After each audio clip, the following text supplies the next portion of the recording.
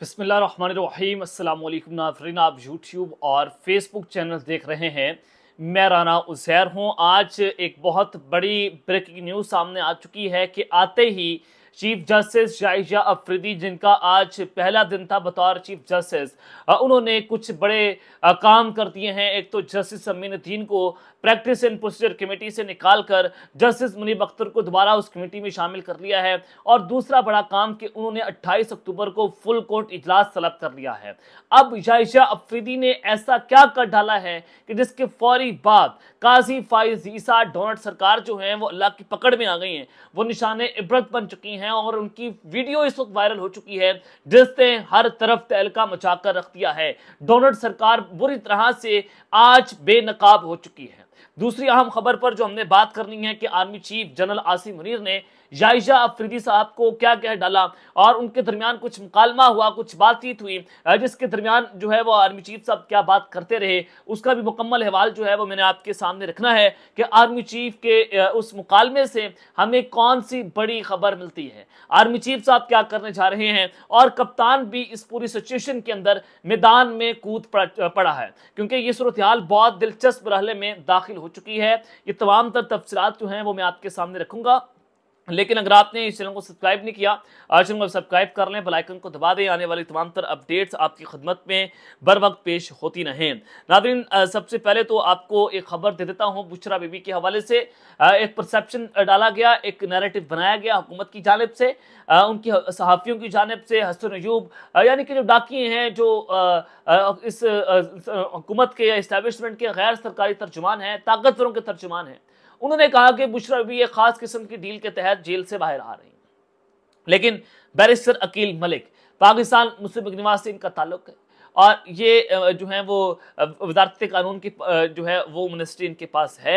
तो उन्होंने कहा कि बुशरा बीबी की रिहाई किसी डील का नतीजा नहीं है, यानी कि हुकूमत जब इस बात की तस्दीक कर रही हो कि बुशरा बीबी की रिहाई किसी डील के तहत नहीं हुई, तो हुकूमत ने मुंह पर खुद तमाशा मारा है कि तुम लोग डीलें खरका कर मुल्क से बाहर फरार होते गए। कोई लंदन भाग गया, कोई दुबई भाग गया, कोई यूरोप भाग गया, कोई कहीं भाग गया, कोई कतर भाग गया, लेकिन इमरान खान और उसकी अहलिया इस मुल्क में डट कर आपका मुकाबला कर रही है। आज बैरिस्टर अकील मलिक के इस स्टेटमेंट ने मियां नवाज शरीफ के मुंह के ऊपर जो कालक मल दी है, तो ये बड़ी अहम तरीन स्टेटमेंट है।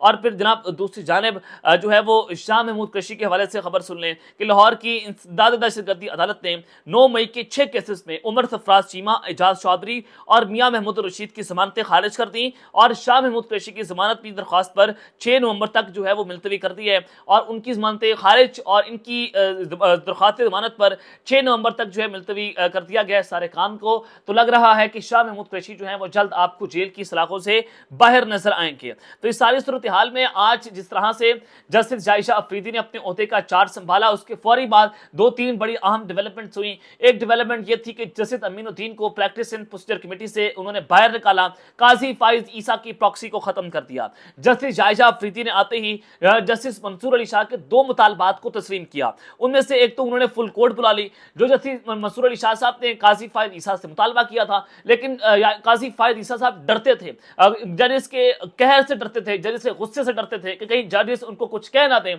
और इस खौफ से काजी फाइज ईसा डोनट सरकार ने कोई भी फुल कोर्ट जो है वो इजलास नहीं बुलाया, क्योंकि वो बदबूदार शख्स जो है वो अपने इबरतनाक अंजाम से डरता था। और फिर ऑर्डिनेंस का मामला देखा जाए तो उसकी कमेटी फौरी तौर पर आज जायजा अफरीदी ने बहाल कर दी है और काजी के निकलने वाले रेफरेंस पे जस्टिस अतर मिनल्ला, जस्टिस मुनीब अख्तर, जस्टिस आयशा मलिक और जस्टिस शिदात मलिक साहब जो हैं वो शरीक नहीं हुए। लेकिन जस्टिस जायजा अफरीदी के मामले के ऊपर जो है आज उनकी तकरीब हल्फ बर्दारी में सारे जजेस जो है वो शरीक हुए थे।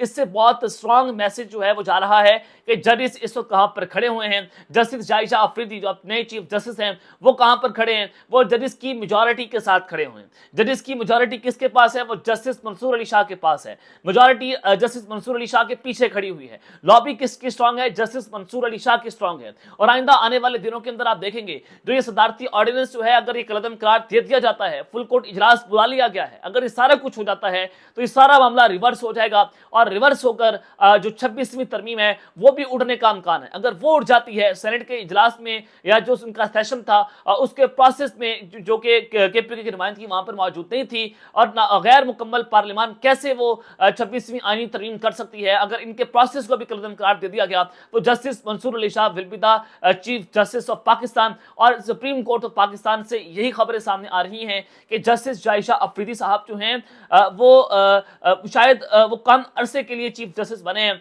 काम वही जाएगा जहां पर जो है वो ये सारी ब्रेकें लगी हुई थी और जस्टिस मंसूर अली शाह को वापस आना पड़ेगा। तो एक जानिब तो जनाब ये खबर है तो अब आते ही नए चीफ जस्टिस ने कैमरे लगवा दिए हैं और डोनाल्ड सरकार अल्लाह की पकड़ में आया और डोनाल्ड सरकार की आज एक वीडियो जो है वो जनाब वायरल हुई है। मैं आपको बता देता हूं कि जस्टिस जायशा अफरीदी का सुप्रीम कोर्ट के तमाम कोर्ट रूम को लाइव स्ट्रीमिंग फराहम करने का फैसला जस्टिस मजहर अली को इस हवाले से उन्होंने टास्क सौंप दिया है और जायशा अफरीदी साहब ने कहा कि बाकी तमाम कोर्ट रूम के अंदर भी कैमरे लगेंगे। सिर्फ सुप्रीम कोर्ट में चीफ जस्टिस की लाइव स्ट्रीमिंग नहीं जाएगी बल्कि तमाम जजेस की अगर साइलिन चाहें कि उनका जो ये मुकदमा है वो लाइव टीवी पर चलना चाहिए तो वो लाइव टीवी पर चलाया जाएगा। जस्टिस जायशा अफरीदी ने ये बहुत बड़ा फैसला किया है और जब तक साइलिन की इसमें रजा शामिल ना हो तब तक ये मामला टीवी के ऊपर नहीं चलाया जाएगा। अब काजी फायज ईसा साहब तो डरते थे, अपनी पसंद का अपनी मनपसंद जो है वो लाइव स्ट्रीमिंग किया करते थे। जायशा अफरीदी साहब ने यहां पर भी काजी फायज ईसा की मंजी ठोक के रख दी है और अब डोनाल्ड सरकार की एक वीडियो वायरल हुई है। अब यानी कि पाकिस्तान का अलमिया है कि यहां पर जो है वो मुल्क से 1 मिनट लगाता है अपने ओहदे से जो है वो सबूताज होता है या उसकी रिटायरमेंट होती है वो मुल्क से फरार हो जाता है।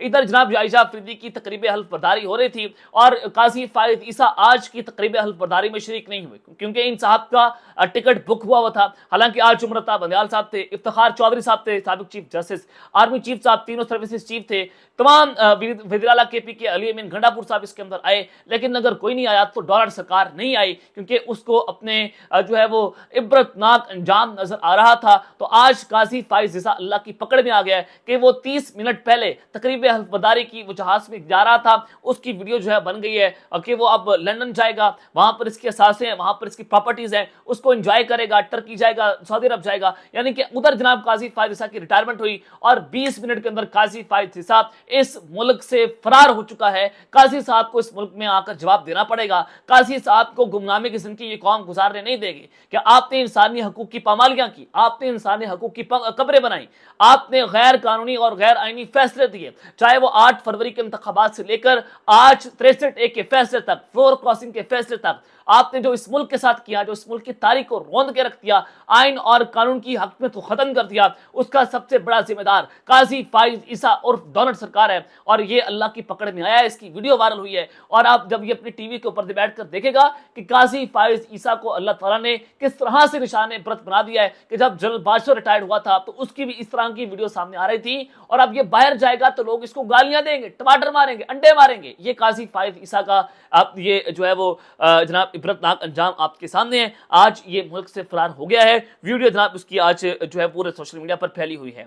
अब आज है कि इमरान खान जो है वो मैदान के अंदर कूदे। इमरान खान की खबर जो है वो आप सुन लें कि फैसल चौधरी साहब जिसको जो है वो पीटीआई से निकाल दिया गया है, सलमान अकरम राजा साहब ने इसको निकाला है। तो ये एक बड़ी कंट्रोवर्सी पीटीआई के अंदर चल रही है। तो फैसल जावेद चौधरी साहब ने तहरीक इंसाफ के चेयरमैन बैरिस्टर गौहर की हिदायत पर इमरान खान को जेल में सहूलतों की अदम फराहमी के खिलाफ इस्लामाबाद हाई कोर्ट से रुजू कर लिया है। इमरान खान को जेल में बुनियादी इंसानी सहूलतों से महरूम करना जेल मैनुअल के खिलाफ वर्जी है। अदालत इमरान खान की इंसानी हकूक की निगहबान है और फौरी तौर पर इमरान खान के हकूक की बहाली के लिए उसकी बहाल किए जाएं। फैसल चौधरी ने अपनी दरख्वास्त में ये इस्तदा कर दी है। तो ये एक बड़ी ब्रेकिंग न्यूज़ है कि इमरान खान के हवाले से एक बार फिर से इस्लामाबाद हाई कोर्ट से रुजू कर लिया गया है और मुलाकातों के ऊपर भी पाबंदी हटा दी गई है। अब इमरान खान साहब जो हैं वो वकला सहाफियों से और जब समात हो रही होगी तो उनके साथ बराह रास्त अपने लोगों से मुखातिब हो सकेंगे। तो ये एक अच्छी खबर है। और दूसरी अच्छी खबर यह है कि जेल मैनुअल के खिलाफ जो वर्जियां हो रही हैं, फैसल चौधरी साहब ने अब इस्लामाबाद हाई कोर्ट से उस हवाले से रुजू कर लिया है। अब आर्मी चीफ साहब जब तकरीब हल्फ बर्दारी में मौजूद थे जस्टिस जायशा अफरीदी साहब की, तो वहां पर जो चीफ जस्टिस हैं जायशा अफरीदी साहब उनकी वालदा भी मौजूद थी। अब जाहिर है वहां पर तीनों सर्विसेज चीफ आते हैं जब भी इस तरह की तकरीब हल्फ बर्दारी होती है। तो तो आर्मी चीफ साहब जो है वो चलकर गए जायशा अफरीदी की वालदा के पास और उनको आंटी कहकर उन्होंने मुखातिब किया, कहा कि आंटी बहुत मुबारक हो आपको कि आपका बेटा जो है वो चीफ जस्टिस बन गया है और सोल्जर का बेटा एक ट्राइबल एरिया से ताल्लुक रखने वाला जायशा अफरीदी जो है वो अब चीफ जस्टिस बना है, आपको बहुत मुबारक, आपको कितनी खुशी है। तो उनकी वालदा ने कहा कि बहुत खुशी है कि मेरा बेटा जो है उतने बड़े मनसब पर फाइज हो चुका है और ये मेरे लिए एजाज की बात है। तो वहां पर मुबारकबाद दी गई army chief general Asim Munir की जानिब से जनाब जो है वो जायशा अफरीदी की वालदा को। चलें कि अच्छा जेस्चर था जो जायशा अफरीदी की वालदा को दिया गया है, लेकिन यहां पर देखना यह होगा कि जस्टिस जायशा अफरीदी को आपने चीफ जस्टिस तो बना दिया, लेकिन जस्टिस मंसूर की वालदा क्या इंतजार नहीं कर रही थी कि उसका बेटा भी चीफ जस्टिस बने, लेकिन आपने पूरे के पूरे आइन को शब मारकर तब्दील कर दिया और जस्टिस मंसूर का रास्ता रोका। तो ये भी चीज जो है वो पाकिस्तान की तारीख का एक हिस्सा बन चुकी है। तो अब तक के लिए इतना ही, अपना ख्याल रखिएगा और इस्लाम का अपने लाजमी हल रखना है। अल्लाह ने के बाद पाकिस्तान जिंदाबाद।